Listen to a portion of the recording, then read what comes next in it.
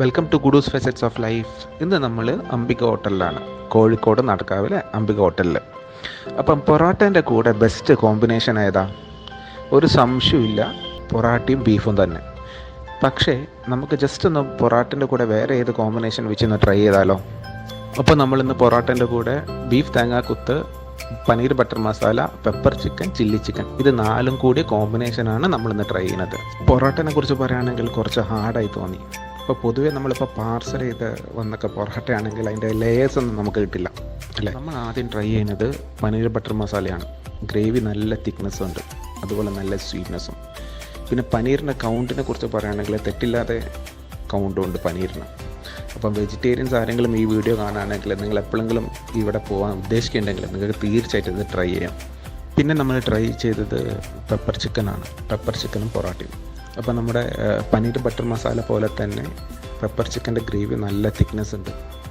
Pepper chicken നല്ല spicy ആയിരുന്നു, അതുപോലെ നല്ല ഫ്ലേവറും. ഈ പൊറോട്ടയിൽ ഗ്രേവി നല്ലോണം കുതിരണം, എന്നാലേ ആ ഡ്രൈനെസ് പോവുള്ളൂ. അതുകൂടാതെ തന്നെ പെപ്പർ ചിക്കൻ നല്ല സ്പൈസി ആയിരുന്നു. നമുക്ക് പെപ്പറിൻ്റെ ഫ്ലേവറൊക്കെ നല്ലോണം എടുത്തറിയാം. ചിക്കനൊക്കെ വെൽ കുക്ക്ഡാണ്, അതുപോലെ തന്നെ ഓവർ ബോയിൽഡുമല്ല. ഞാൻ ഈ അടുത്ത കാലത്ത് കഴിച്ച പെപ്പർ ചിക്കനിലായിട്ട് ബെസ്റ്റ് പെപ്പർ ചിക്കൻ ഇതാണ്.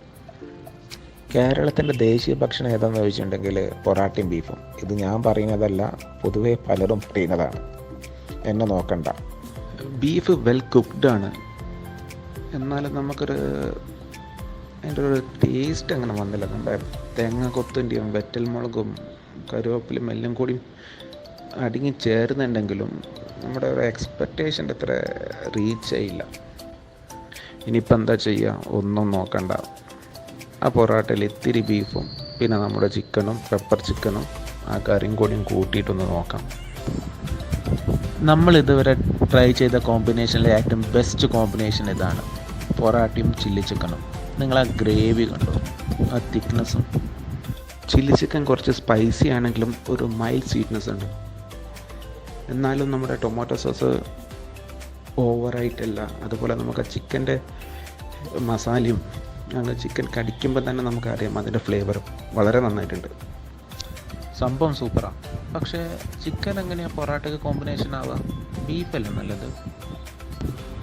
പുറത്തെ ലെയർ ക്രിസ്പിയും അകത്ത് സോഫ്റ്റും ഉള്ളിൽ നല്ല ടെൻഡഡ് ചിക്കനുമാണ്.